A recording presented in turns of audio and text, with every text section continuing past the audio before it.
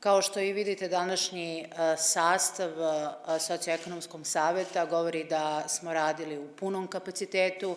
Tako je bilo i prethodnih dana i nedelja i naša premijerka i ministar finansija prisustvovali su i kolegijumu. Mi svi imamo isti cilj i ono što je funkcija Socioekonomskog saveta jeste da pričamo o svim aktivnostima koje imaju za cilj poboljšanja socioekonomskog statusa svih građana Republike Srbije. I mi imamo predstavnike, pre svega sindikata u sastavu Socioekonomskog saveta koji su ovde od samog osnivanja, praktično više od 2 decenije, i u razgovoru sa njima, njihovo iskustvo i njihovo znanje nam je od velikog značaja.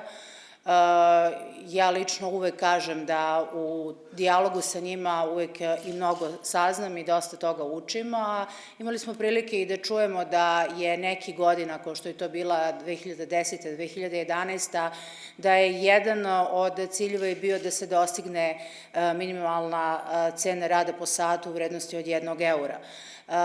To su bili tada određene diskusije u odnosu na socioekonomske pokazatelje zemlje. Međutim, u uslovima kada jačaju ekonomski indikatori, naravno da i zahtevi i treba da budu veći. Danas je ta cena gotovo duplo veća.